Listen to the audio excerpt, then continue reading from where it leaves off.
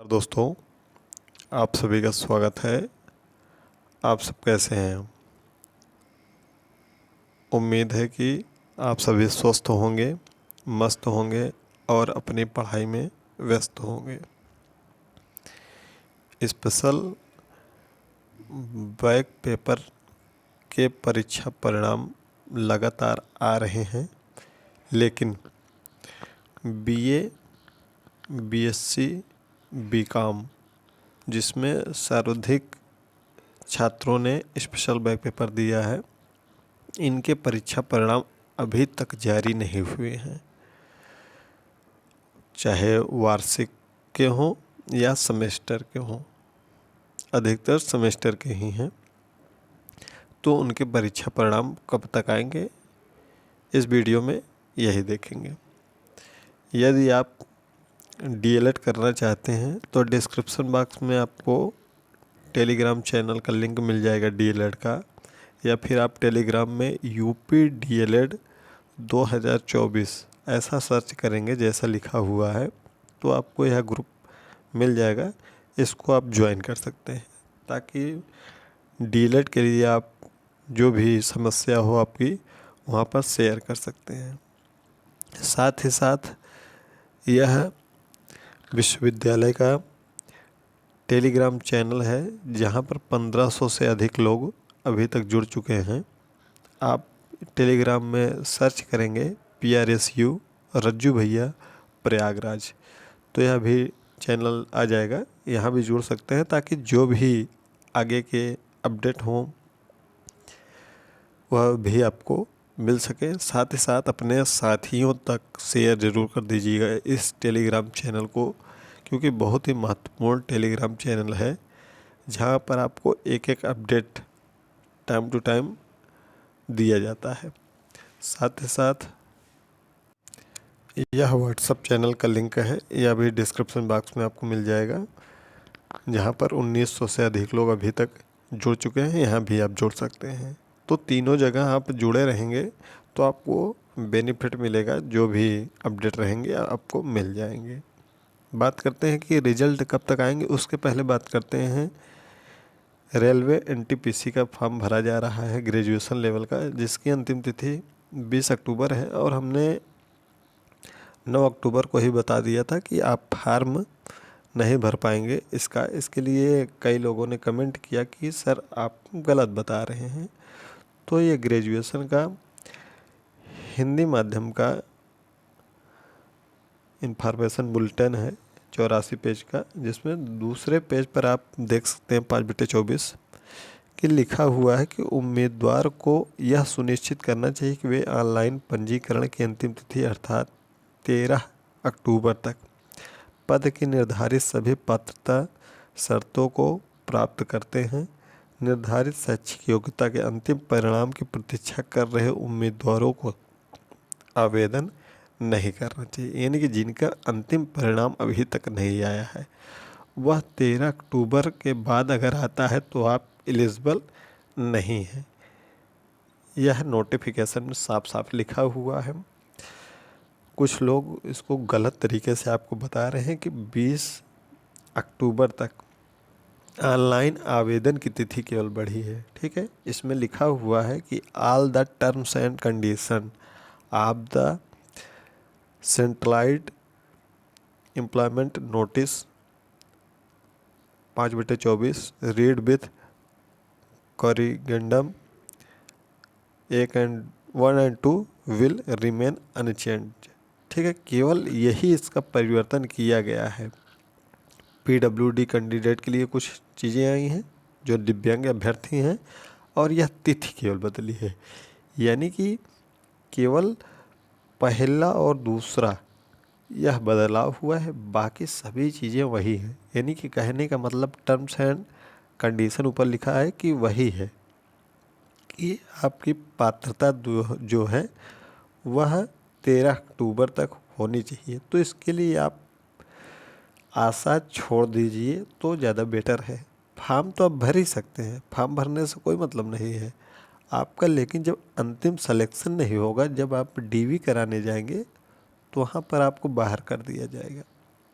Form तो आप high school पास हैं तो इंटर लेवल का भी भर सकते हैं, इंटर लेवल पास हैं तो ग्रेजुएशन लेवल का भी भर सकते हैं गलत इन्फॉर्मेशन देकर। लेकिन आपको जब डॉक्यूमेंट वेरिफिकेशन होगा वहाँ छाड़ दिया जाएगा तो कोई मतलब नहीं है, यही हमारे कहने का मतलब है।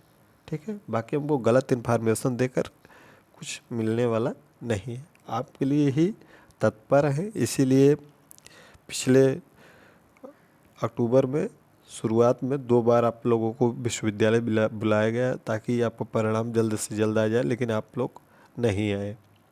तो इसका परिणाम है कि आपका परिणाम में देरी हो रही है, क्योंकि हमको पता चल गया था कि परिणाम में अब देरी होने वाली है, तो आप लोगों को बुला लिया जाए ताकि आपका हो सकता है कि परिणाम जल्दी आ जाए आपके दबाव के कारण, लेकिन आप लोगों की संख्या पर्याप्त नहीं रही जिसके कारण यह संभव नहीं हो सका। अब हम डीएलएड पे बात करते हैं। डीएलएड में भी कई लोग अभी तक उनका स्पेशल बैक का रिजल्ट नहीं आया है और फॉर्म फिलअप कर दिए हैं, तो वह भी गलत है। जब आगे कहीं आप छट जाएंगे तो जो आप फॉर्म भरने का फ़ी जमा कर रहे हैं, आगे काउंसलिंग के पहले 10,000 रुपये जमा करेंगे, वह सब व्यर्थ चला जाएगा। और कई लोग कमेंट भी करते हैं कि सर गलत बता रहे हैं। सर अगर गलत बता रहे हैं तो आप भरिए, लेकिन आगे आप जब छटेंगे तो आप बताइएगा कि हमारा कितना लॉस हुआ है, क्योंकि इस बार फॉर्म बहुत अधिक मात्रा में भरे जा रहे हैं। ठीक है, डेट भी बढ़ा दी गई है, सीटों से ज़्यादा फॉर्म भरे जा चुके हैं, तो कंपटीशन है। तो आप जो कॉलेज चाह रहे हैं ज़रूरी नहीं है कि वहाँ मिल ही जाएगा। ठीक है, इसमें देखिए लिखा हुआ कि आवेदन की अंतिम तिथि तक इंटरनेट से प्राप्त अंक पत्र को मान्य करते हुए अभ्यर्थी को इस आशय का घोषणा पत्र प्राप्त कर लिया जाएगी कि यदि भविष्य में सत्यापन के समय किसी भी प्रकार की विसंगति होती है तो उसका अभ्यर्थन स्वतः निरस्त समझा जाएगा। आपके परिणाम अगर नहीं आए हैं तो भी आप फॉर्म भर दिए हैं, तो आप जब वहाँ दिखाएंगे तो भविष्य में फिर सत्यापन होगा उसका। ठीक है, जब प्रवेश हो जाएगा तो अभ्यर्थन स्वतः निरस्त समझा जाएगा। एक जगह और यही चीज़ें लिखी हुई हैं, आप नोटिफिकेशन उठाकर पढ़ सकते हैं। नोटिफिकेशन में लिखा हुआ है, प्रवेश के समय अभ्यर्थियों द्वारा अपने आवेदन पत्र में अंकित विवरण की सत्यता के संबंध में यह अनुबंधन पत्र दिया जाएगा कि यदि उसके द्वारा अंकित किया गया विवरण त्रुटिपूर्ण या असत्य है तो न केवल उसका अभ्यर्थन स्वतः निरस्त हो जाएगा, अपितु उसके विरुद्ध वैधानिक कार्रवाई भी की जाएगी। जी ठीक है, कानूनी कार्रवाई की जाएगी।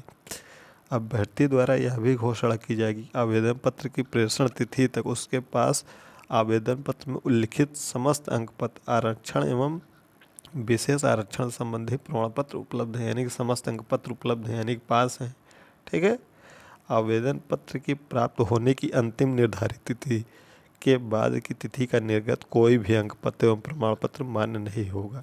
यानी कि इसके आवेदन की अंतिम तिथि इस समय 22 अक्टूबर है। यदि 22 अक्टूबर के बाद आपका परिणाम आता है तो आपका अभ्यर्थन निरस्त मान, तो आप सब ऑनलाइन आवेदन कर दे रहे हैं जो कि गलत है। ठीक है, यहाँ लिखा हुआ है, यहाँ पर आप स्क्रीनशॉट लेकर देख सकते हैं।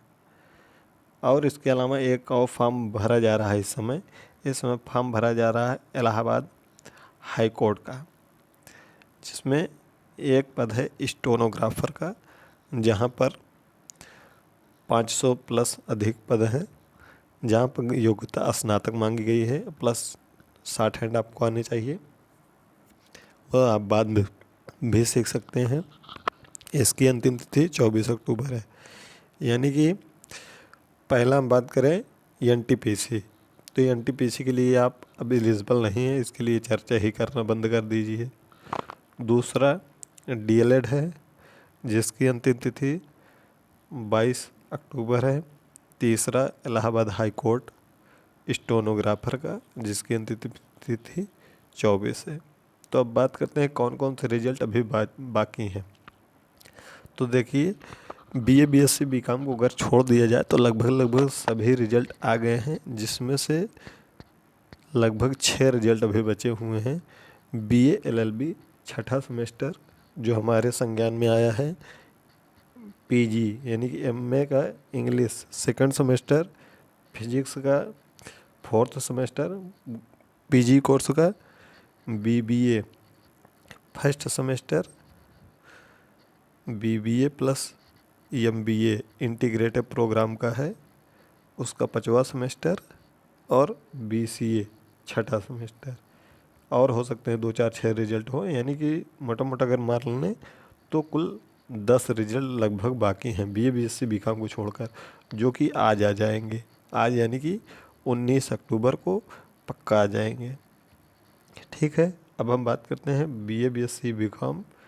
कुल 6 रिजल्ट हैं बीए बीएससी बीकॉम में, तो 6 12 और 6 त्रिक 18 बीए बीएससी बीकॉम को मिलाकर, और एक एक कोर्स रिजल्ट इसके वार्षिक के हैं, तो कुल 21 रिजल्ट इनके हो गए।